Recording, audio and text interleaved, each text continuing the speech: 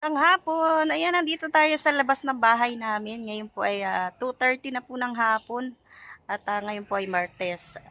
At nandito na po tayo sa aming bahay, dito po sa daig. At dahil nandito na po tayo, syempre kakamustahin naman natin tong mga tanim natin. Oh, 'di ba? Ayan po yung ating kamuting kahoy o kanggus kung tawagin po nila dito sa Bicol. Naku, eto na po yung talong natin, no. Buhay pa naman kaso natutuyuan, wala po siyang parang kailangan ng dilig. Ayan oh. Di pa rin po siya lumalaki. 5 piraso lang naman po yan. Ay, eto po oh, yung ating yung pinunla po nating kamatis. Ayan oh, nakita nyo naman oh. Nabuhay naman po siya. Tapos ito po yung talbos. Medyo lumalago-lago. Malago na po siya. So, ito po, kailangan natin diligan yung talong. Para po kulang sa tubig, no? At syempre ayusin natin itong mga pananim natin. Babawas-bawasan po natin yung mga damo dito sa gilid-gilid, no? Babawasan lang natin syempre. At ayan, didiligan din natin yung talong. At syempre magpupunla pa rin po tayo, no? Pupunla tayo ng talong naman na bilog. Ayan, magpupunla tayo. Sana mabuhay po yung kamatis. Sana po mabuhay yung kamatis natin. Tsaka yung talong parang hindi lumalaki, no? Kung ano yung iniwan kong laki, ganun pa rin po siya. Wala po siyang pagbabago. Ayan po yung may mga dahon-dahon na po yung ating kamuting kahoy. Ayan na, lumago na po siya. Siyempre, madamo pa rin po dito sa harap. Ayan oh. Nagkakaroon na naman po ng damo. Hi, Gio! Ano na? Kamusta na, bebe? Kamusta na? Gusto mo na naman lumabas? So, ayan. Maalinsangan po ang panahon. No? At ang una nating gagawin ay ang gagawin po natin, didiligan po muna natin yung mga pananim natin dito. Tapos babawas-bawasan nga po natin yung mga damo. So kukunin lang natin yung mga gamit natin para po maayos natin tong garden natin. Ayan, mainit. Mainit pa rin. Pero sisimulan na natin, tatabasan natin yung damo. Para hindi masyadong magbutas-butas para hindi po masyadong magbutas-butas yung mga talbos natin. Ayan na, simula na po tayo. Ito po yung gagamitin natin. Grass cutter.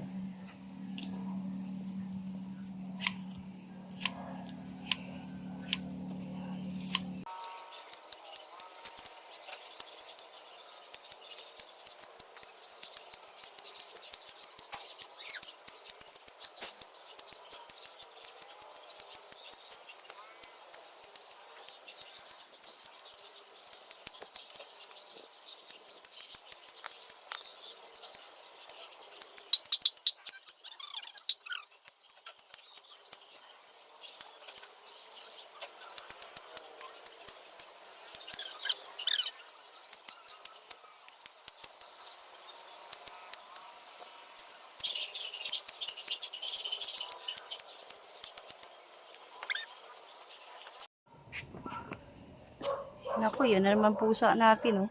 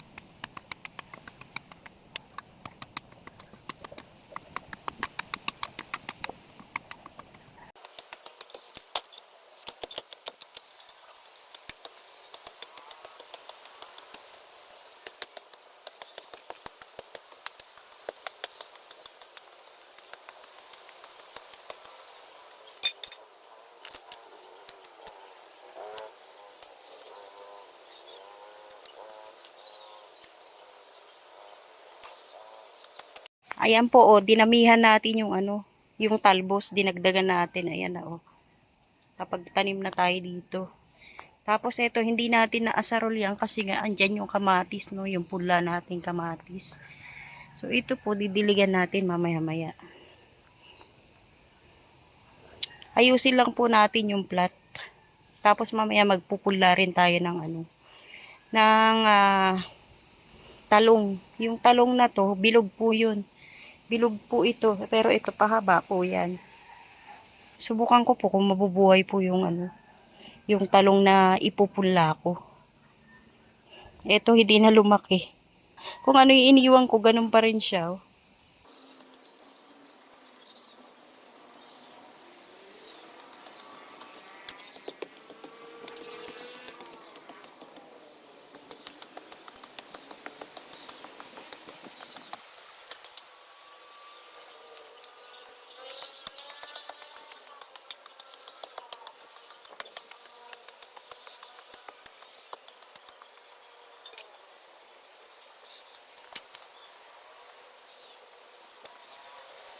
Ito na lang po yung itatanim natin o ipupula natin, sili, tsaka ampalaya.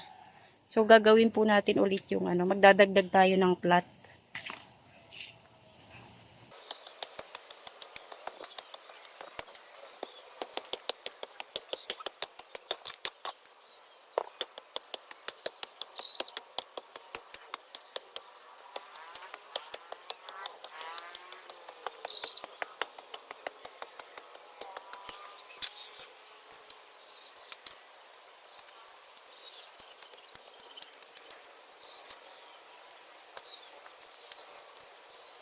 Yan na oh, may plat na tayo. Ngayon, ibabaon na natin itong ano, ampalaya at sili.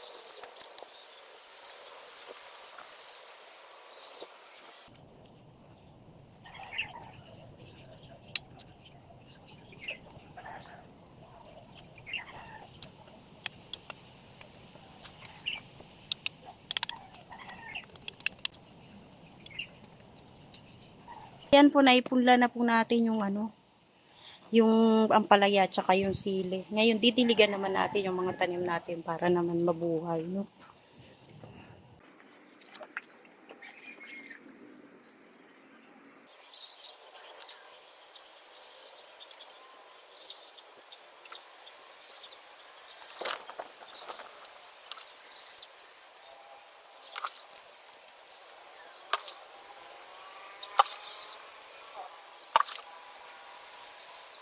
Yan, okay na po, nadiligan na po natin. At makulimlim na po. Masarap na magtrabaho kaso natapos na po tayo. Nagpula lang po tayo ng ano, ng sili at saka ampalaya. Tapos yung talbos po dinagdagan natin. Tatanggalin natin yung mga damo-damo na nandito. Tapos ililipat natin yung rose dito na rin sa harap. Para pag namulaklak, maganda, no?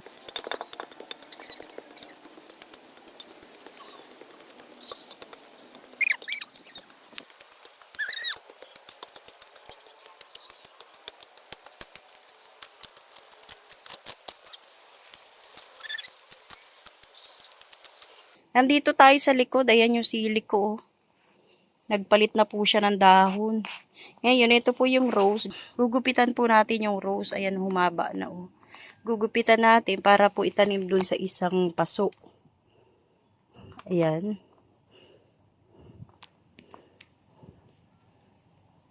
Ayan na, oh. So, itatanim din po natin to sa isang paso naman na tinaniman natin ng rose kaso hindi siya nabuhay. Pero ito, dito na natin siya iiwan para may kasama yung sili. Tsaka ito rin isang ano, isang rose. So, dito lang sila. Ito yung ilalagay po natin sa harap. Etong ano, ginupit ko. Aray, katusok.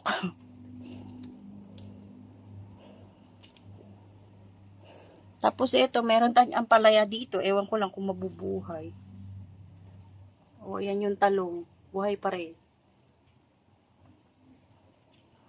Ayan, tara, itanim natin tong rose. Ayan. Sana mamulaklak na pagdating doon sa harap. Mataas na po talaga yung mga damo dito sa ano, sa likod. Ayan, oh. Diba? Titingin akong bayabas kung may bunga.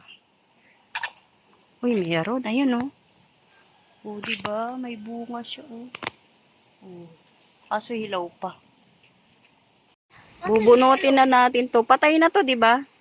Oo, Bubunutin natin, tapos itatanim natin yun. Hira, namatay. Ito lang yung ano, rose na namatay. Wala na talagang pag-asa dahil kulay brown na yung kulay ng ano. Patay. Buti pa yung mga damo, buhay. Yan, oh. Pero hindi tayo susuko. Tataniman natin uli ng bago. Yan.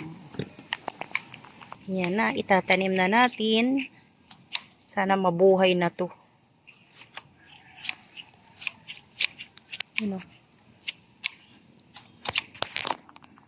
Tabunan na natin.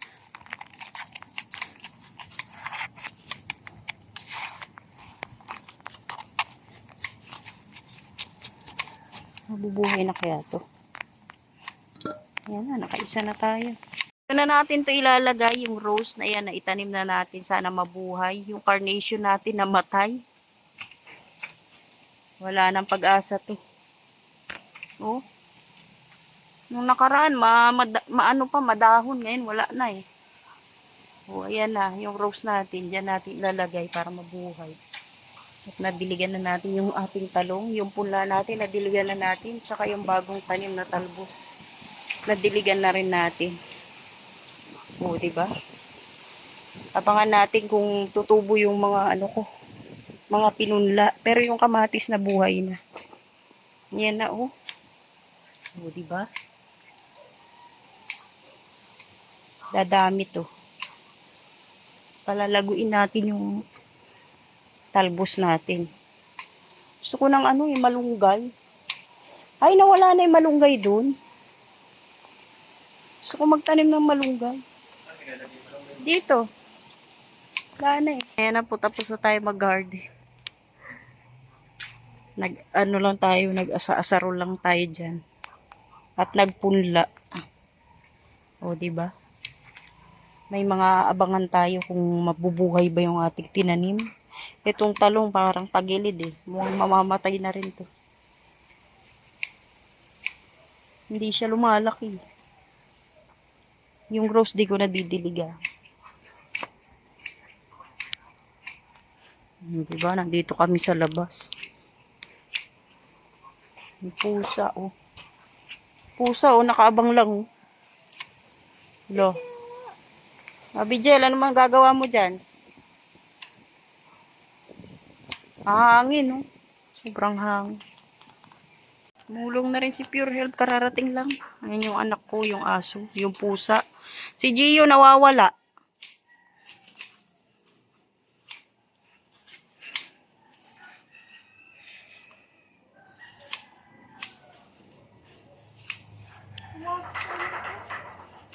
Nakakatakot kasi dyan eh. Parang may ahas. Diyan sa harap. dapat itakma lang. Wag mo nang ano yun yan. Hindi naman, dyan lang sa harap natin. Hindi naman sa atin yan, oh. Yung tama lang na may madaanan yung ano, dumadaan. Ayan na, oh, si Abigel. Tutulong din. Tulong-tulong na kami dito. Dapat may langis ka matigas eh. Oh, saan tayo kukuha ng langis? Mantika lang, patak lang. Ano, hindi ka na magbibihis? Ganyan ka na? Ubahan na ito eh.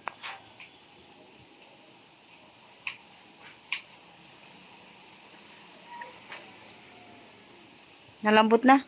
Lambot na konti. Lambot yan, di. 40 yan eh. Si Gio. Oo, ayan na. Gio, saan kaya galing to? Ano, pagod ka na? Pagod na pagod siya, oh. Pagod na pagod. Gaya kasi yan, di mo makikita yan. Pang-trim lang kasi ito ng halaman mo. Damo, pwede rin yan sa damo. Malambot na?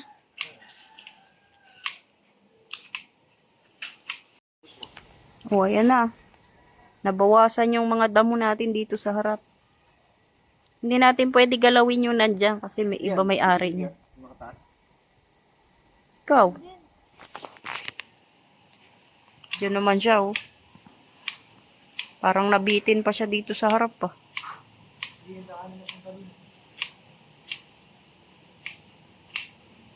Lumambot na yung panggupit niya, eh.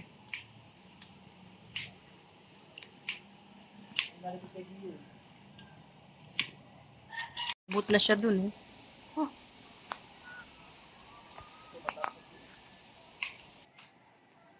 Nagpatuloy niya yung hinawian ko ng damo. Ang hangin, oh. O, ayan na. Nabawasan na yung damo dito. Sa kapagtanim na rin tayo, nakapagpunla, nakapagdilig na rin tayo. At tumulong na rin si Pure Health tsaka yung anak ko. Ngayon, ililigpit na natin yung ating mga ginamit. Ayan, dito natin nilipat yung, yung rose na tinanim natin. Ayan, maraming salamat po sa panonood po ng aking vlog dito po sa bahay namin. Sa bahay namin sa Daet. Maraming salamat po. Ito po sa aming vlog sa paggagarden namin dito sa harap ng bahay. At pagbabawas na rin ng damo dito sa harap din ng bahay namin. Kasama yung mga aso at pusa namin. Ayan po. Shoutout kay Ate Annie. Ate Annie Haramilla. Shoutout kay Ate Siang, kay Ate Jeremy.